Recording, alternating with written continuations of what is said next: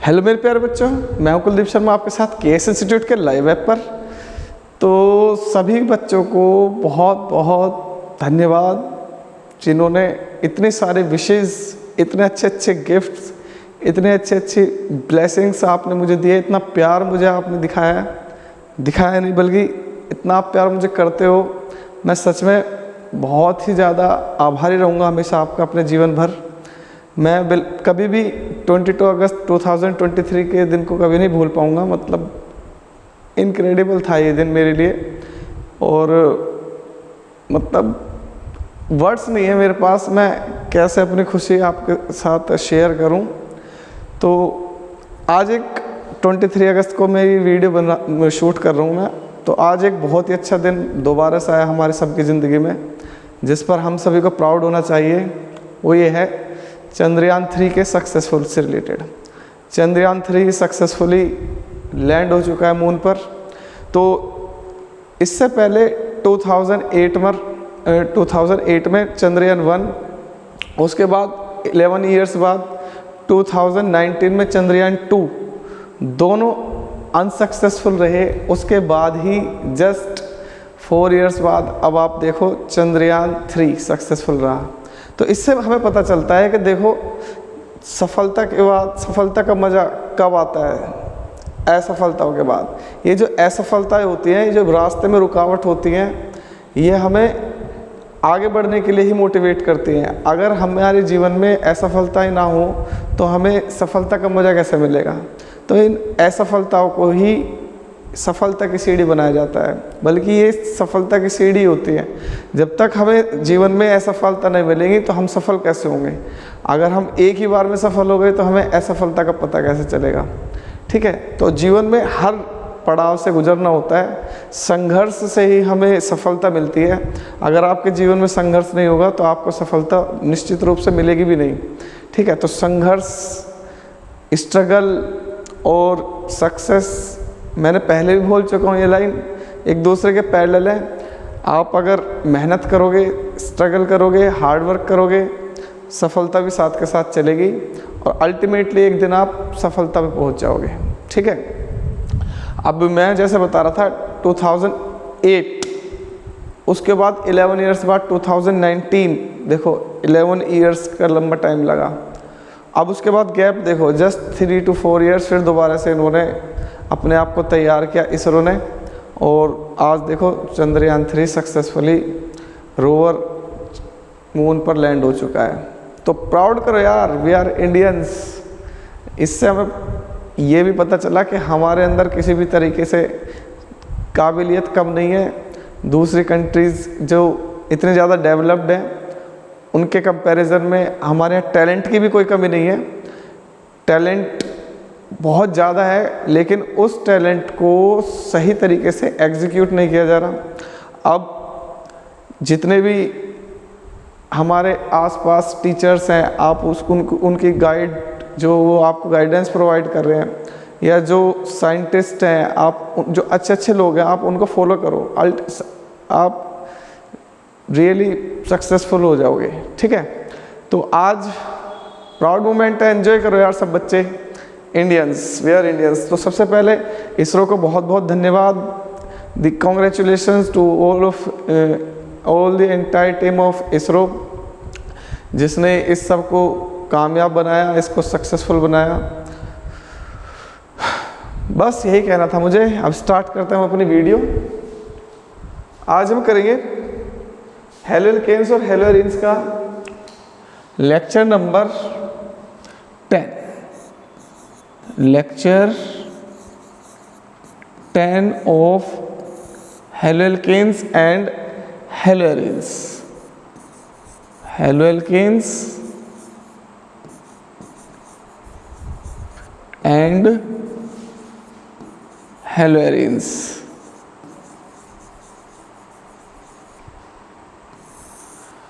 जहाँ तू है वहाँ मैं हूँ, मेरे दिल की तू धड़कन है, मुसाफिर में तू मंजिल है, मैं सावन हूँ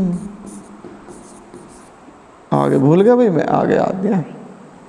डेफिनेशन, डेफिनेशन के बाद क्लासिफिकेशन, क्लासिफिकेशन के बाद हमने किया था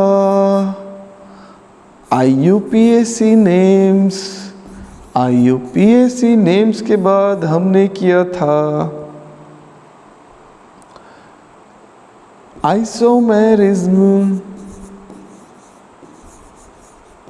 आइसोमेरिज्म के बाद हमने किया था nature of CX bond, CX bond के बाद हमने किया था प्रिपरेशन। तो भाई यहाँ तक तो हम कर चुके हैं इस पूरे चैप्टर को, यहाँ तक ये पॉइंट्स हो चुके हैं हमारा। This is first point, this is second point, this is third point, this is fourth, fifth, sixth. ये है हमारे हेलोल्केन्स, हेलोरिन्स के पॉइंट्स जो हम ऑलरेडी कर चुके हैं बहुत अच्छे से। एक बार शॉर्ट रिवीजन ले लेता हूँ, जब शॉर्ट रिवीजन हो जाएगा उससे आपको क्लियर हो जाएगा कि हम कहाँ चल रहे हैं। वैसे जो बच्चे रेगुलर ले रहे होंगे लेक्चर, उनका तो प्रॉब्लम बिल्कुल भी आएगी नहीं, ठीक है, उनके लिए सैल्यूट है। जो बच्चे रेगुलर क्लास ले रहे हैं उनके लिए भाई बिल्कुल सैल्यूट है। अब हम आ जाते हैं सबसे पहले डेफिनेशन। Number 1 definition. अब डेफिनेशन क्या है, मैं यहाँ पे शुरू कर रहा हूँ चैप्टर का पार्ट फर्स्ट, और पार्ट फर्स्ट का नाम है हेलो एल्केन। Halo alkane. इस चैप्टर को मेनली 2 पार्ट में करेंगे। एक पार्ट में केवल पूरा हेलो एल्केन करेंगे और दूसरे पार्ट में केवल पूरा का पूरा हेलो एरिन करेंगे। यार बहुत ही इजी, सिंप्लीफाइड, सिस्टमाइज्ड NCERT एकदम बेहतरीन तरीके से करा रहा हूँ आपको ऑर्गेनिक केमिस्ट्री। कभी भी कोई प्रॉब्लम नहीं आएगी, बस लेक्चर को रेगुलर देखते रहो। कहे क्या है हेलोरिन, डेफिनेशन क्या है हेलोल्केन्स की?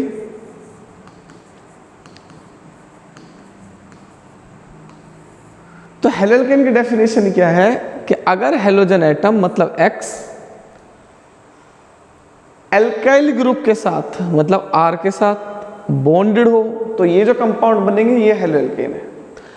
When halogen atom is directly attached to the aliphatic carbon chain that is open chain, that is alkyl group, the compounds so formed are called haloalkanes। अब R की जगह पर अगर मिथाइल ग्रुप हो और हेलोजन की जगह फ्लोरीन हो तो ये हो जाएगा methyl fluoride, methyl chloride, methyl bromide, methyl iodide. तो when halogen atoms covalently bonded with alkyl groups, these compounds are called haloalkanes। जो हेलोल्केन है ये IUPAC नेम है एल्काइल हैलाइड्स का।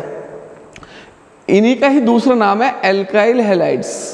ये जो एल्काइल हैलाइड्स है ये है कॉमन नेम और ये है IUPAC नेम। ये है IUPAC नेम इन्हीं कंपाउंड का और ये है कॉमन नेम। तो अगर मैं बोलूँ इसका कॉमन नेम क्या है तो इसका कॉमन नेम है मिथाइल। एल्काइल का आ गया मिथाइल, फ्लोरीन का आ गया फ्लोराइड, और इसका आ जाएगा IUPAC नेम फ्लोरो मीथेन। ठीक है बेटा। ऐसे ही नेक्स्ट मेंबर आ जाएगा इसका इथाइल फ्लोराइड। ऐसे नेक्स्ट मेंबर आ जाएगा इसका N propyl fluoride and so on. तो ये है तुम्हारे एल्काइल हैलाइड्स या haloalkanes when halogen atom attached to the aliphatic chain. अब नंबर 2 में मैंने बताया था आपको इसका क्लासिफिकेशन। क्लासिफिकेशन मैंने इसका 3 तरीके से बताया था आपको। कौन कौन सा क्लासिफिकेशन बताया था 3 तरीके से? एक क्लासिफिकेशन था on the basis of number of halogen atoms, halogen atoms के बेस पर। On the basis of type of carbon atoms, carbon atom के टाइप के बेस पर। On the basis of hybridization. Hybridization तो इसके बेस पर ये मैंने आपको बताए थे 3 टाइप के, कौन कौन से? मोनोहेलाइड जिसमें एक हेलोजन हो, ये मोनोहेलाइड है क्योंकि एक क्लोरीन है। डाईहेलाइड है जिसमें 2 हेलोजन हो, जैसे इसमें 2 हेलोजन एटम्स है। पॉलीहेलाइड जिसमें 2 से ज़्यादा हो, जैसे इसमें 3 है, 4 है, ऐसे ही ये पॉलीहेलोजन कंपाउंड्स। कार्बन के टाइप के बेस पर ये भी 3 बताए थे मैंने आपको, प्राइमरी, सेकेंडरी एंड टर्शरी। तो अगर हेलोजन एटम किसी में प्राइमरी कार्बन से बॉन्डेड हो वो प्राइमरी, जैसे इसमें हेलोजन एटम इससे बॉन्डेड है, प्राइमरी कार्बन है। अगर किसी में सेकेंडरी से बॉन्डेड हो हेलोजन एटम, जैसे इसमें हेलोजन एटम इस वाले कार्बन से बॉन्डेड है और ये क्या है? सेकेंडरी है, सेकेंडरी हेलोकेन। और एक होता है टर्शरी जिसमें हेलोजन एटम टर्शरी कार्बन से बॉन्डेड हो। अब जैसे ये हेलोजन एटम इससे बॉन्डेड है, टर्शरी है। ये हो गया हमारा सेकंड क्लासिफिकेशन। हाइब्रिडाइजेशन के बेस पर भी 4 टाइप के बताए थे मैंने आपको, विनाइलिक, एलाइलिक और एराइलिक। तो विनाइलिक जिसमें halogen atom directly double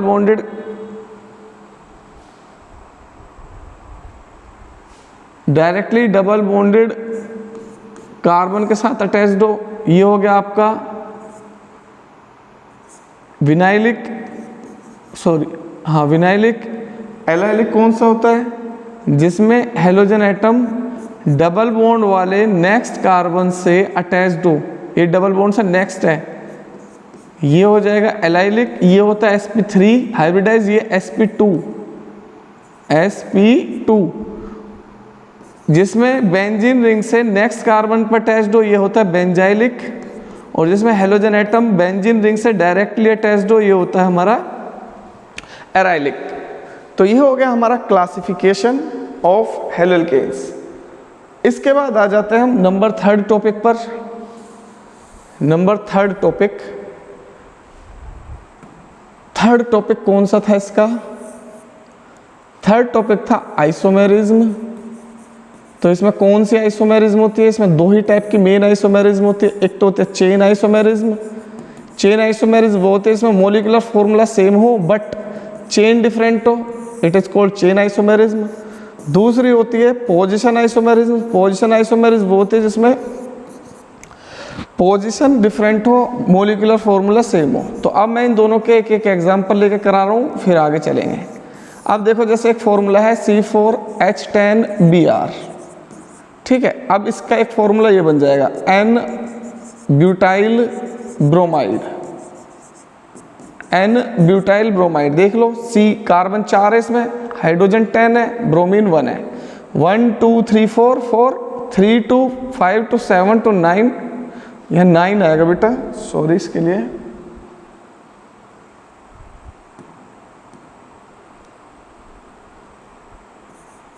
H9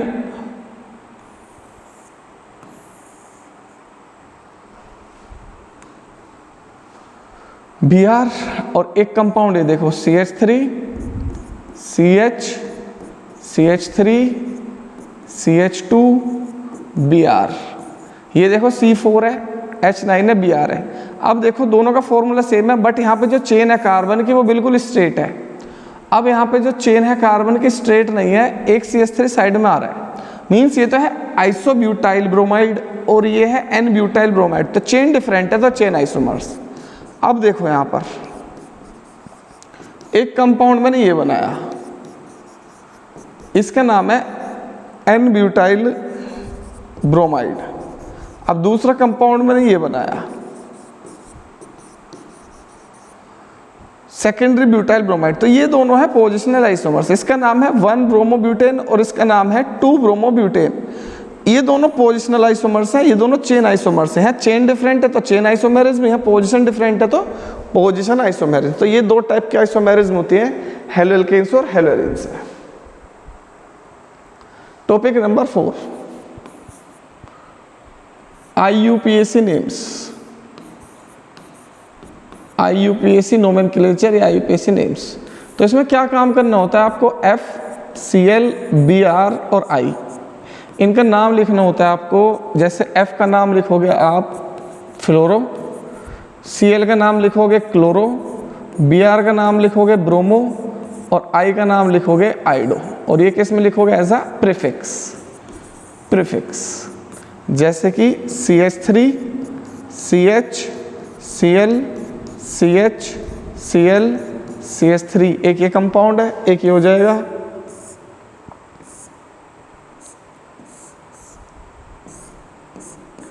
इनके IUPAC नेम लिखने हैं, तो इसमें ये लॉन्ग चेन बन जाएगी 1 2 3 4। तो 2 पर क्लोरीन है, 3 पर क्लोरीन है, तो 2 3 डाई क्लोरो, जब दोनों एक जैसे होते हैं डाई ट्राई वर्ड यूज करते हैं। ब्यूटेन, नंबर ऑफ कार्बन 4 है तो ब्यूट हो जाएगा रूट नेम, और एन हो जाएगा इसका प्राइमरी सफिक्स। ठीक है, अब यहाँ पर देखो इसका क्या बन जाएगा, CH3 C, फिर एक और CH3 इसके साथ, ये वाला कार्बन, फिर CH3, फिर डबल बॉन्ड, फिर C, फिर सिंगल बॉन्ड, फिर 2 CH3 हैं, फिर इसके साथ Br है। ये है ये कंपाउंड और ये कंपाउंड सेम है, ये लॉन्ग चेन हो जाएगी। यहाँ से नंबरिंग करूँगा डबल बॉन्ड 3 पे आएगा, और यहाँ से करूँगा 2 पे आएगा, तो 2 वाले साइड से लेना है। तो क्या नेम हो जाएगा इसका, तो इसका नेम हो जाएगा बेटा 4 ब्रोमो 2 मिथाइल ब्यूट 1 2 3 4 5, 5 आ रहे हैं भाई।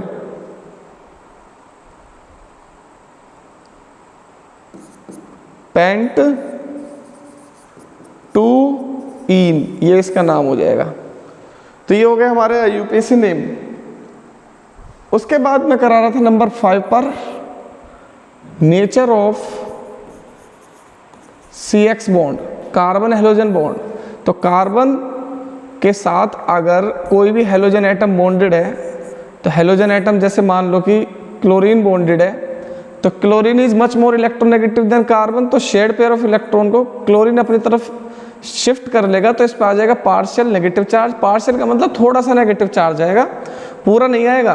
पूरा आ जाएगा तो वो हो जाएगा 1.6 × 10⁻⁻19। तो जैसे इलेक्ट्रॉन क्लाउड है, तो इलेक्ट्रॉन क्लाउड शिफ्ट हो जाएगा क्लोरीन की साइड को, क्योंकि उसके न्यूक्लियस की टेंडेंसी इलेक्ट्रॉन को मतलब नेगेटिव चार्ज को अट्रैक्ट करने की ज़्यादा है। अब इस पर इक्वल और अपोजिट पॉजिटिव चार्ज आ जाएगा, तो ये जो बॉन्ड बना है इसे बोलते हैं पोलर बॉन्ड। और ये जो मॉलिक्यूल ऐसे बनते हैं जिसमें पोलर बॉन्ड होता है, ऐसे मॉलिक्यूल्स को बोलते हैं डाइपोल। तो ये डाइपोल है, ये मॉलिक्यूल जो होते हैं हेलोल्केन्स, ये होते हैं डाइपोल। ठीक है, नंबर 6 प्रिपरेशन। तो प्रिपरेशन मैंने आपको कराई थी, इसमें 4 प्रिपरेशन। नंबर 1 पहली प्रिपरेशन कौन सी थी, तो पहली प्रिपरेशन थी फ्रॉम एल्कोहल। एल्कोहल से कैसे बनाएंगे हेलोल्केन्स, एल्कोहल।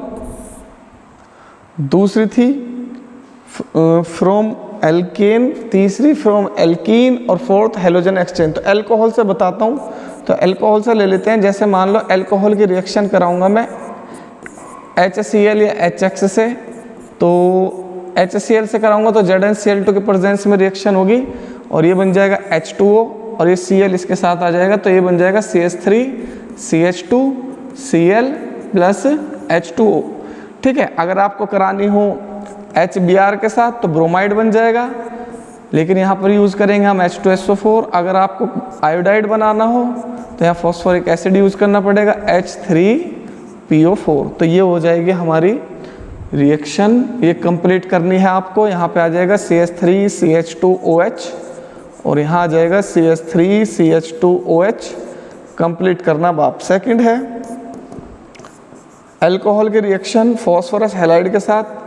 तो अल्कोहल की रिएक्शन PCl5 से कराओगे तो इन 5 क्लोरीन में से एक क्लोरीन OH को हटा देगा यहाँ से, तो ये बन जाएगा CH3 CH2Cl। अब जो OH यहाँ से हटा वो फॉस्फोरस और एक ऑक्सीजन ऑक्सी और 3 क्लोरीन यहीं रहेंगे, ट्राइक्लोराइड बन जाएगा। तो यहाँ से एक क्लोरीन यहाँ चला गया, 3 आ गए फॉस्फोरस ऑक्सी ट्राइक्लोराइड के साथ, H बचा और Cl बचा, क्या बन जाएगा HCl। ये हमेशा बनेगा। ठीक है, अब CH3 CH2OH इसकी रिएक्शन PCl3 से कराऊंगा, तो यहाँ पर क्या होगा, तीनों क्लोरीन यहाँ पर इथाइल ग्रुप के साथ आ जाएंगे CH3 CH2Cl। तो देखो अब तीनों आ जाएंगे, तो यहाँ पे आ जाएगा 3। अब यहाँ पे क्या बचा P, सिर्फ ओनली P बचा, और यहाँ पर 3 OH बचे और 3 P, तो ये बन जाएगा H3PO3। ठीक है, यहाँ पर 3 OH और 3 H बचे ना, क्योंकि 3 मॉलिक्यूल्स है इसके, तीनों अल्काइल ग्रुप, तो 3 Cl के साथ यहाँ आ गए, तो ये रिएक्शन हो गई नंबर 2। अब उसके बाद आ जाते हैं बेटा रिएक्शन नंबर 3।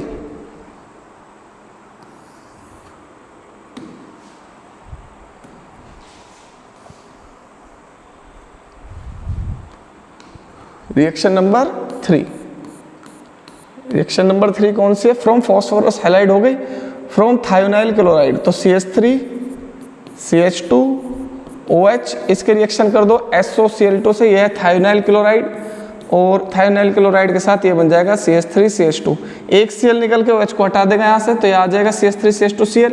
क्या बचा? SO, तो SO और यहाँ से ये ऑक्सीजन क्या बना देगा? SO2, तो SO गया, एक Cl गया, एक Cl बचा और एक H बचा, क्या बन जाएगा? HCl, और ये हमेशा बनेंगे। और इस रिएक्शन को प्रेफर्ड करते हैं अल्काइल क्लोराइड बनाने के लिए, क्योंकि इसमें जो SO2 और HCl दोनों गैसेस होते हैं, बाहर निकल जाते हैं। इसमें पायरिडीन भी यूज करते हैं, जो HCl थोड़ा बहुत भी उसमें अवेलेबल होगा तो उसको ये एब्जॉर्ब कर लेगा, और ये रिएक्शन होती है डार्जेन रिएक्शन। इस रिएक्शन को बोलते हैं हम डार्जेन reaction.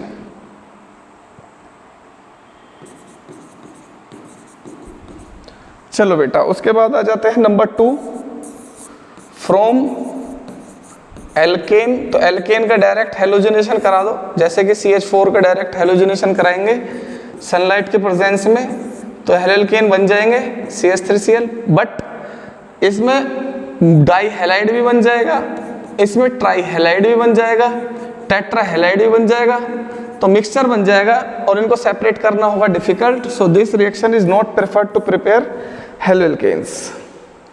Reaction number 3, from alkene, alkene से कैसे बनाएंगे? तो एल्कीन से बना सकते हैं बहुत इजीली।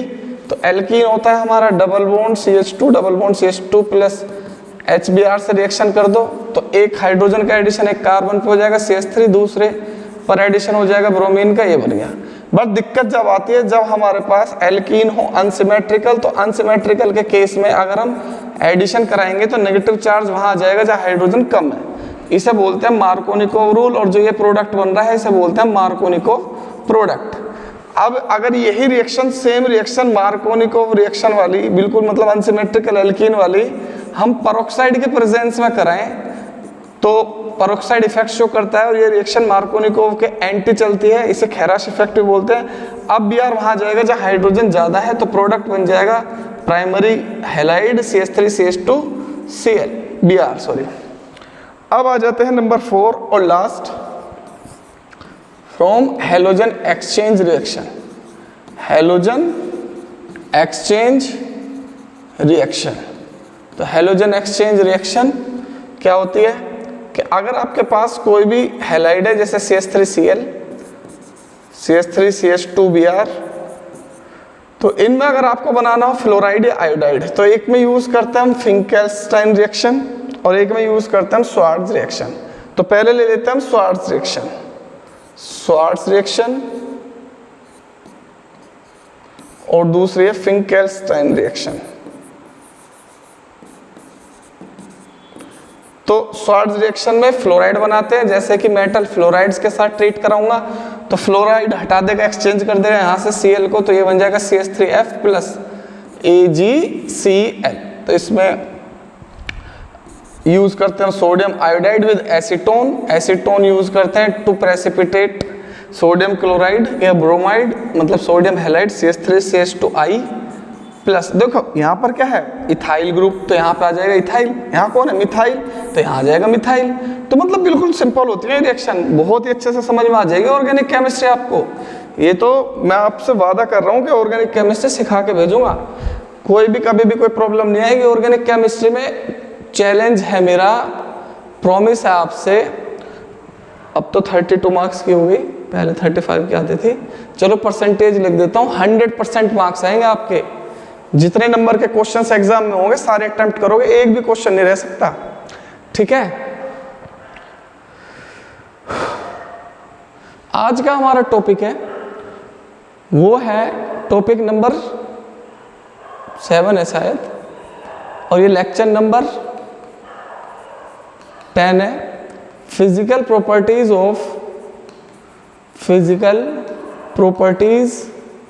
Of haloalkanes. मैं मिक्स नहीं करूंगा इसमें हेलोएरिन्स की अलग कराऊंगा, हेलोएरिन्स की अलग कराऊंगा, ठीक है यार। आज मैं वीडियो शूट तो कर रहा हूँ, मुझे पता नहीं लग रहा क्योंकि मैंने आज ना माइक चेंज किया है, क्योंकि पहले जो मैंने माइक यूज़ करता था वो थोड़ी लो क्वालिटी का था, मतलब थोड़ा सस्ता था। अब थोड़ा सा बढ़ाया है मैंने। आगे आगे अगर भगवान और आपका प्यार और ऐसी सपोर्ट रहेगा, भगवान का आशीर्वाद रहेगा, मम्मी पापा का आशीर्वाद रहेगा, तो और अच्छा खरीद लूँगा, ठीक है। तो वो तो वीडियो बनने के बाद और डलने के बाद आप बताओगे मुझे कमेंट में कि सर अब आवाज़ कैसी आ रही है, क्योंकि पहले वाली वीडियोज़ में आवाज़ ना थोड़ी एको आ रही थी, और मैंने ना एक्वेस्टिक पैनल से भी लगा लिए रूम में, फिर भी आवाज़ गूंज रही थी काफ़ी, क्योंकि जब क्लास खाली हो जाती है ना, मैं रात को वीडियो शूट करता हूँ हमेशा, और जब क्लास खाली हो जाती है उस टाइम वीडियो शूट करते हैं, तो उस टाइम ना आवाज़ रिफ्लेक्ट होती है। अब इधर वॉल से टकरा के वापस आएगी, इधर से टकरा के वापस आएगी, फ्लोर से टकरा के वापस आएगी, तो उसमें ना आवाज़ काफ़ी गूंज रही थी, तो बच्चों को प्रॉब्लम हो रही थी। तो मैंने थोड़ा सा इंप्रूवमेंट किया है। अब देखते हैं, माइक मैंने टेस्ट भी नहीं किया, वीडियो बनाते बनाते ही मैं अब इसको यूज़ कर रहा हूँ फर्स्ट टाइम आज। तो अब कल पता चलेगा कि वीडियो कैसी बनी है, जब आप मुझे कमेंट में बताओगे, ठीक है बच्चों। मुझे बताना कि वीडियो कैसी बनी है, और मुझे बताना रिवीजन कैसा लग रहा है आपको, ऑर्गेनिक केमिस्ट्री समझ में आ रही है या नहीं आ रही है, आप ये भी बताना। कहीं प्रॉब्लम आ रही हो आप ये भी बताना, ठीक है। और कोई सजेशन हो आपका वो भी बताना। आपकी हर चीज़ का वेलकम है, आप हर बात मुझे बताया करो, मैं पूरी कोशिश करूंगा उसे ठीक करने की। अभी थोड़ी सी बस फाइनेंशियल प्रॉब्लम्स है, वो थोड़ी जल्दी ठीक हो जाएंगी। भगवान सपोर्ट कर रहे हैं, आप भी पूरा प्यार दे रहे हो, सपोर्ट कर रहे हो, मैं भी पूरी मेहनत कर रहा हूँ आपके साथ दिल से, तो हो जाएगा सब कुछ ठीक। तो बहुत जल्दी सब कुछ ठीक कर लेंगे। टीचर्स इसलिए नहीं अवेलेबल हो पा रहे हैं, मैंने आपको पहले बताया था, क्योंकि थोड़ी सी फंड की कमी है, तो थोड़ी सब कुछ ठीक हो जाएगा यार, बहुत जल्दी कोशिश कर रहा हूँ मैं पूरी की पूरी। अब कोई भी यार तैयार नहीं होता, ना तो कम सैलरी लेने को तैयार होता और ना ही सपोर्ट करने के लिए तैयार होता। चलो,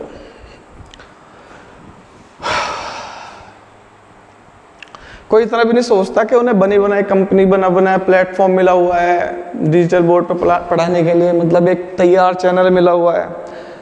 भाई 1.3 के तो अप्रोक्सीमेट हो ही चुके हैं, ये बहुत होते हैं यार स्टार्टिंग के लिए। जस्ट 1 मंथ ही तो हुआ है अभी, तो काफ़ी होते हैं। अगर इतना भी कुछ मिल रहा है तो मुझे तो इतने की भी एक्सपेक्टेशन नहीं थी, मैं तो सोच रहा था कई साल लगेंगे मुझे, इतना होने में भी केवल जस्ट 1 मंथ ही लगे हैं। 12 जुलाई को पहली वीडियो डाली थी शायद मैंने, तो ये तो सब आपका प्यार है। मुझे तो ये भी नहीं लगता कि मैंने इतनी मेहनत की होगी आपके साथ, जितना आपने मुझे प्यार दिया, आपने सपोर्ट किया, मेरा सम्मान करते हो, रेस्पेक्ट करते हो, अनबिलीवेबल है ये।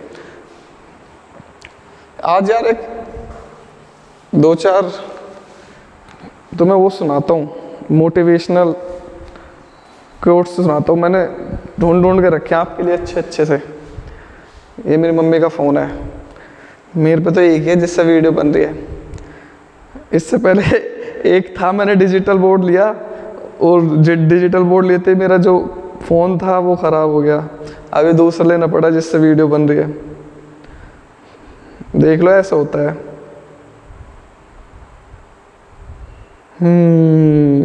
कोट्स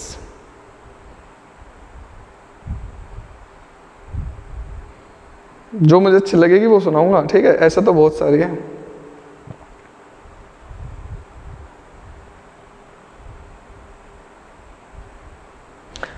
हाँ सुनो भाई, बहुत अच्छा था आपके लिए नहीं मेरे लिए।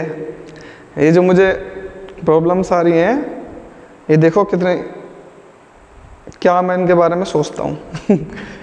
एक ना एक दिन हासिल कर ही लूँगा मंजिल, एक ना एक दिन हासिल कर ही लूँगा मंजिल। ये ठोकरे जहर तो नहीं है जो मैं खाकर मर जाऊँगा, ये ठोकरे जहर तो नहीं है जो मैं खाकर मर जाऊँगा। ये मैंने थोड़ा सा चेंज कर दिया, ठीक है ना, बढ़िया, मजे आ गए।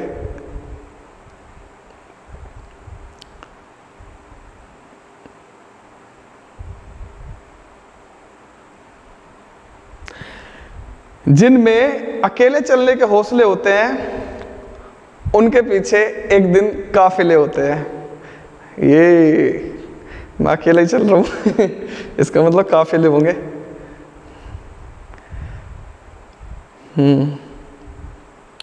हाँ यार ये बहुत अच्छा है, ये आपके लिए है। मेहनत इतनी खामोशी से करो कि सफलता शोर मचा दे, वैसा बहुत पॉपुलर है।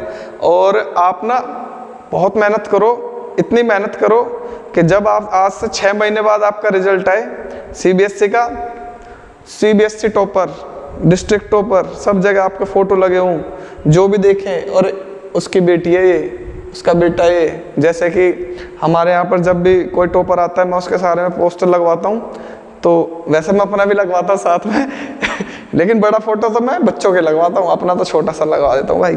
तो उसमें आ जाता है कि जैसे कोई पेरेंट्स जा रहे हैं कि ये उसका बेटा है, ये उसकी बेटी है, तो कितना प्राउड फील करते होंगे उनके पेरेंट्स। 6 महीने बहुत चुपचाप, किसी से बोलो मत, बहुत मेहनत करो, मेरे साथ मेहनत करो ना, मैं भी तो आपके साथ कर रहा हूँ। मैं सच बताऊँ, मैं ना मॉर्निंग में उठ के स्कूल में पढ़ाता हूँ, फिर उसके बाद कोचिंग में आ जाता हूँ, कोचिंग में पढ़ाने के बाद घर पे आ जाता हूँ, घर में आने के बाद आपके साथ होता हूँ यहाँ पर वीडियो में, फिर सो जाता हूँ, थोड़ी बहुत जो अपनी पढ़ाई करनी होती है करके। मैं कहीं नहीं जाता, मैं बंद हूँ बिल्कुल, इस दुनिया से आइसोलेट हूँ। मैं अपने बच्चों के साथ हूँ या फिर अपने मम्मी पापा के साथ हूँ, और कहीं नहीं हूँ मैं।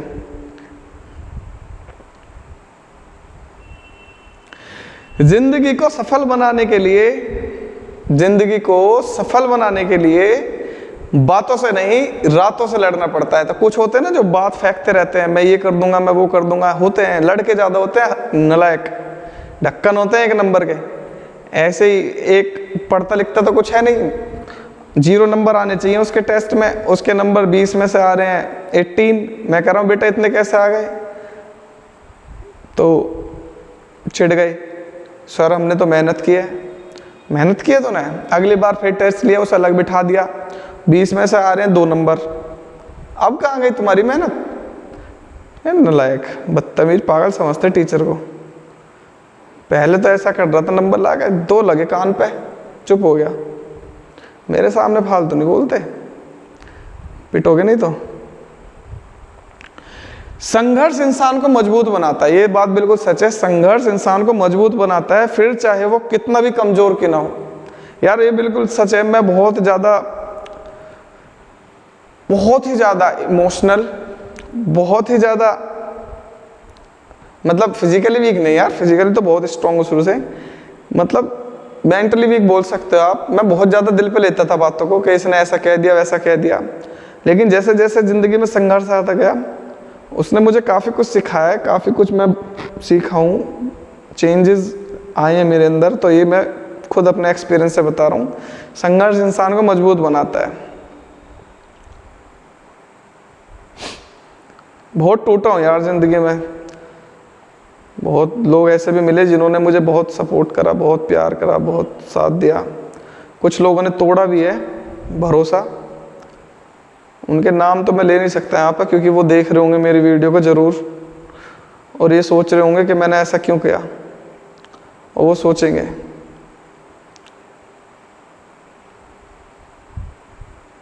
और अब वो पूरी ज़िंदगी रिग्रेट करेंगे अपने लिए।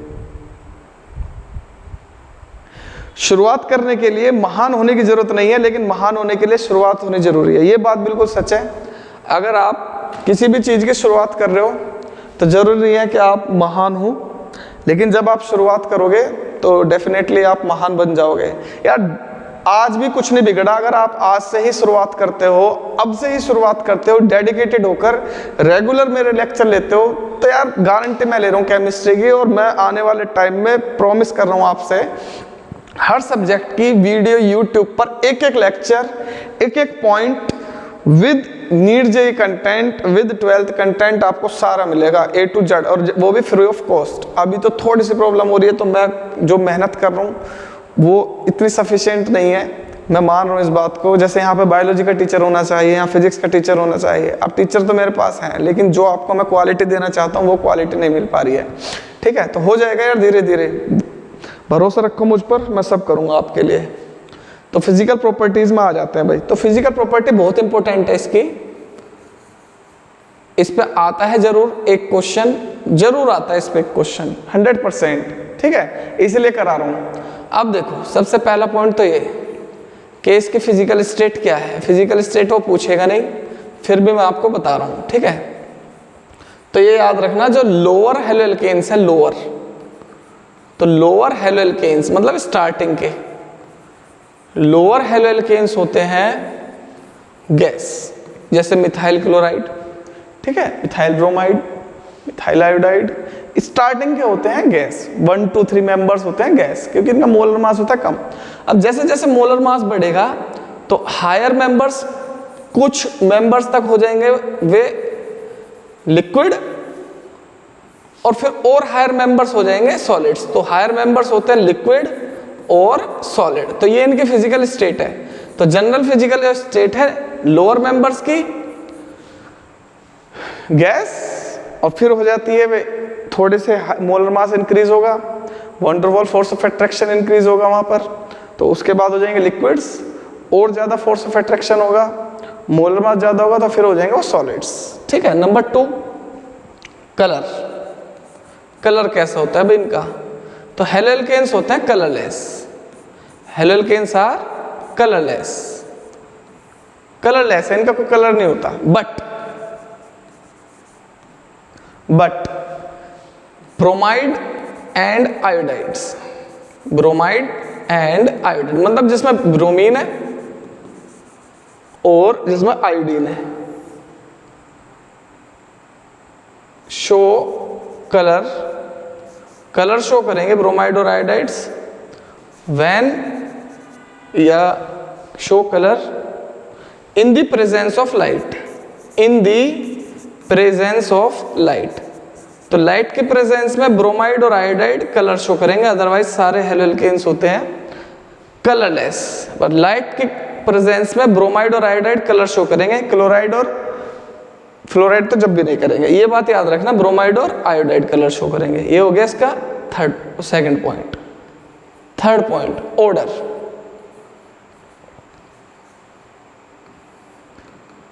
तो हेलोएल्केन्स होते हैं odourless, but these are odourless, कोई इनकी स्पेसिफिक ऑर्डर नहीं होती। These are odourless but volatile haloalkanes. तो जो वोलेटाइल हेलोएल्केन्स हैं उनकी स्मेल होती है स्वीट स्मेल, मीठी मीठी सी स्मेल होती है। ये हो गए हमारे थर्ड पॉइंट। ये तीनों इतने इंपॉर्टेंट नहीं है जितना इंपॉर्टेंट मैं अब करा रहा हूं। Number 4, boiling point. This is the most important point of the physical property. अब इसके कई सारे पॉइंट है। Number 1, first point, same alkyl group 4, same alkyl group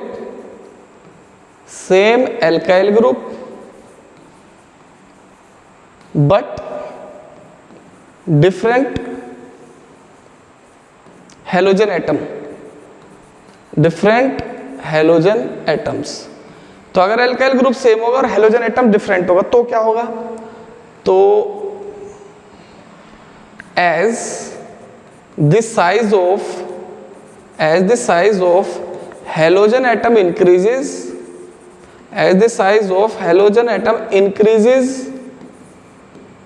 boiling point also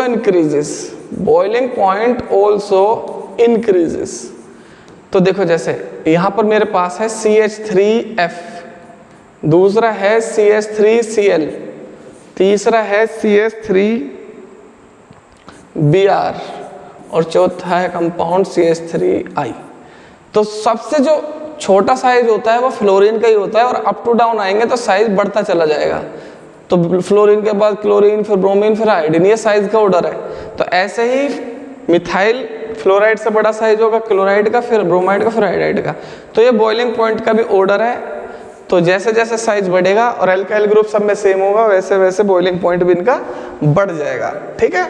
second point 4, same halogen atoms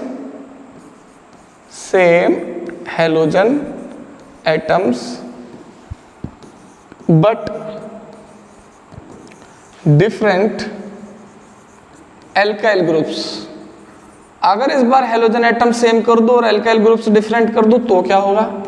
तो alkyl group अगर तुमने different कर दिए और हेलोजन एटम सेम कर दिए, जैसे मान लो मेरे पास है ये CH3Cl, दूसरा है CH3CH2Cl, यह है मिथाइल क्लोराइड, यह है इथाइल क्लोराइड, तीसरा है CH3CH2CH2Cl प्रोपाइल क्लोराइड। तो देखो एल्काइल ग्रुप तीनों में अलग है, यहाँ मिथाइल है, यहाँ इथाइल है और यहाँ प्रोपाइल है, लेकिन हेलोजन तीनों में ही सेम है। तो अब क्या होगा? तो इसके लिए याद रखना, as the molar mass increases boiling point also increases. अब मोलर मास किसका सबसे ज्यादा है? उसका ही सबसे ज्यादा होगा, क्योंकि यहां पर देखो कार्बन चेन का मास कितना है? 15 यूनिट। यहां पर कार्बन चेन का मास कितना है? 15, और इसका आ जाएगा 14 यूनिट, कितना आ जाएगा? 29। ऐसे ही बढ़ता चला जाएगा। तो सबसे ज्यादा किसका होगा बॉइलिंग पॉइंट? प्रोपाइल का। अब एक ऐसा केस आ जाता है जहां पर, अब देखो यहां पर सबका फॉर्मूला अलग अलग था। यह है CH3Cl, C2H5Cl, C3H7Cl। तो आपने बता दिया भाई, जिसमें कार्बन ज्यादा है, जिसका मोलर मास ज्यादा है, उसका बॉइलिंग पॉइंट भी ज्यादा होगा। अब मुझे बताओ, मैं दो कंपाउंड लिख रहा हूं।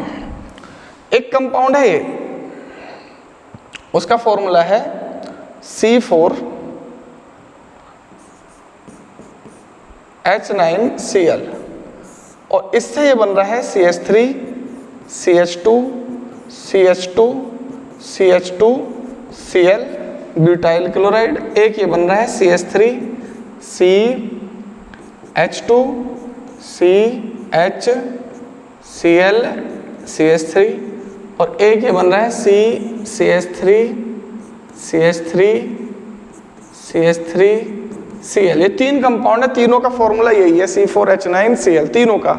ये तीनों है आइसोमर्स, तीनों का फॉर्मूला सेम है, लेकिन कंपाउंड तीनों अलग अलग है।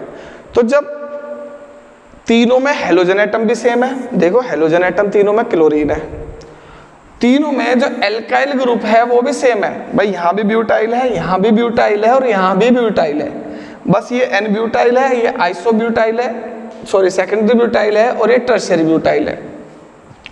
अब जब ब्यूटाइल ही है दोनों में, इनमें तीनों में, तो मोलर मास भी सेम, हेलोजन एटम भी सेम, तो हेलोजन एटम के बेस पर भी अलग नहीं कर सकते ना, और मोलर मास के बेस पर भी अलग नहीं कर सकते। तो आप क्या काम करोगे? तो लिखोगे अब इन केस ऑफ आइसोमर्स, अगर आइसोमर्स हैं compound, as the branching increases, branching मतलब साइड में chain, increases, boiling point decreases, boiling point हो जाएगा कम। क्यों हो जाएगा? इसका क्वेश्चन भी आता है, due to decrease in surface area, surface area हो जाता है कम। अब जब सरफेस एरिया कम हो जाएगा तो बॉइलिंग पॉइंट भी हो जाएगा कम। अब देखो सबसे ज़्यादा सरफेस एरिया इसका होगा, सबसे ज़्यादा सरफेस एरिया। अब जैसे मैं मॉलिक्यूल ले लेता हूँ और इसमें फिट करूँगा मॉलिक्यूल्स को, ज़्यादा सरफेस कौन से मॉलिक्यूल्स का होगा? इसी का ही होगा। एक क्रिस्टल लैटिस में इजीली फिट होंगे as compare to these two. तो ये स्ट्रेट है मॉलिक्यूल बिल्कुल। अब इसमें देखो साइड में आ रहा है CH3, ठीक है, चेन आ रही है साइड में, सेकेंडरी है। इसमें साइड में एक CH3 भी आ रहा है, एक Cl भी आ रहा है। तो as the branching increases boiling point decreases, तो सबसे ज़्यादा बॉइलिंग पॉइंट होगा इसका, फिर इसका, और सबसे कम होगा इसका। तो याद रखना ब्रांचिंग बढ़ने के साथ साथ बॉइलिंग पॉइंट कम हो जाएगा। अब आ जाते हैं हम नेक्स्ट नंबर 4 पर, डाइपोल मूवमेंट। डाइपोल मूवमेंट, तो डाइपोल मूवमेंट क्या होता है? डाइपोल मूवमेंट होता है Q इंटू डी, चार्ज और डिस्टेंस का मल्टीप्लीकेशन। तो जैसे मेरे पास देख लो CH3F, CH3Cl, CH3Br और CH3I, इन चारों में डाइपोल मोमेंट कैलकुलेट करना हो किसका ज़्यादा है, तो याद रखना, वैसे अगर नॉर्मली हम देखते हैं सब डाइपोल है, सब पे पार्शियल नेगेटिव चार्ज है, सब डाइपोल है, तो सबसे ज़्यादा डाइपोल मोमेंट किसका होगा, सबसे ज़्यादा डाइपोल मोमेंट उसी का ही होगा जिसका डिस्टेंस और चार्ज इनका मल्टीप्लिकेशन ज़्यादा हो। तो सबसे ज़्यादा डिस्टेंस तो इसमें होगा, अब डिस्टेंस इसमें ज़्यादा होगा लेकिन इलेक्ट्रोनेगेटिविटी तो कम है, ठीक है, लेकिन यहाँ पर डिस्टेंस यहाँ सबसे कम है, चार्ज सबसे ज़्यादा है, तो यहाँ पर प्रोडक्ट इन दोनों में सबसे ज़्यादा, इन दोनों में नहीं, इन चारों में सबसे ज़्यादा होता है CH3Cl का। याद रखना, ये ऑर्डर पूछ लेते हैं, इंपॉर्टेंट है, क्वेश्चन आता है, एक्सेप्शन ऑर्डर है ना, ये बीच में से निकल के सबसे ज़्यादा हो जाता है। CH3Cl का डाइपोल मोमेंट सबसे ज़्यादा होता है, CH3Cl का डाइपोल मोमेंट सबसे ज़्यादा। पानी पी लो यार, एक बार देख लो इसे।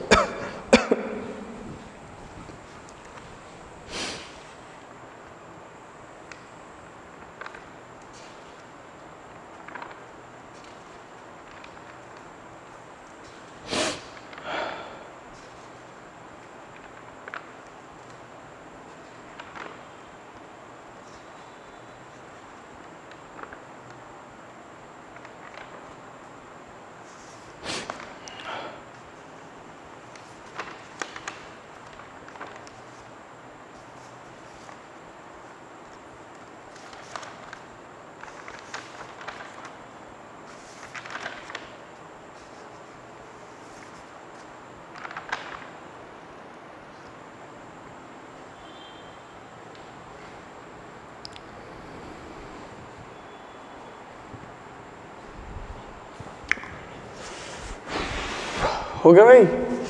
उसके बाद होता है तुम्हारा CH3F, उसके बाद होता है CH3Br और सबसे कम होता है CH3I। तो डिस्टेंस और चार्ज में जो डोमिनेटिंग फैक्टर होता है वो होता है चार्ज। डिस्टेंस और चार्ज में जो डोमिनेटिंग फैक्टर होता है चार्ज, और लेकिन इन चारों में जो सबसे ज़्यादा डाइपोल मोमेंट होता है इसका, क्योंकि इसका चार्ज और डिस्टेंस दोनों ही ज़्यादा है, ठीक है। तो याद रखना, जैसे इन दोनों में है, इसमें चार्ज ज़्यादा है, इसमें डिस्टेंस ज़्यादा है, तो किसका ज़्यादा होगा, इसका, क्योंकि यहाँ चार्ज ज़्यादा है। तो डिस्टेंस और चार्ज में इसका ज़्यादा होगा, लेकिन ओवरऑल सबसे ज़्यादा किसका होगा, इसका। और last physical property number 5, solubility. तो सोल्यूबिलिटी, सोल्यूबिलिटी, सोल्यूबिलिटी, सोल्यूबिलिटी। तो हेलिकेन्स कैसे होते हैं, पोलर। हेलिकेन्स क्या है, पोलर। एल्केन्स और वाटर कैसा होता है बेटा, वाटर भी एक पोलर मॉलिक्यूल है, ठीक है। ऑक्सीजन मोर इलेक्ट्रोनेगेटिव हाइड्रोजन से। तो एक चीज तो आपको पता ही है, पोलर है, ये भी पोलर है, दोनों क्या होने चाहिए, सोल्यूबल होने चाहिए। लेकिन ये वाली जो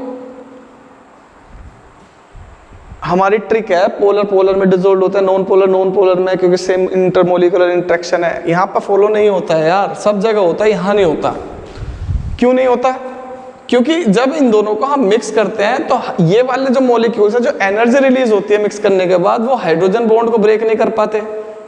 जो हाइड्रोजन बॉन्ड होते हैं इनके बिटवीन, जैसे मान लो ये वाटर मॉलिक्यूल है और ये दूसरा वाटर मॉलिक्यूल है, तो ये हाइड्रोजन बॉन्ड नहीं होगा इन दोनों के बिटवीन, ऑक्सीजन और हाइड्रोजन के, ये बॉन्ड ब्रेक नहीं कर पाएंगे ये वाले मॉलिक्यूल्स। जब बॉन्ड ब्रेक नहीं होगा तो इसके साथ बॉन्ड भी नहीं बना पाएंगे।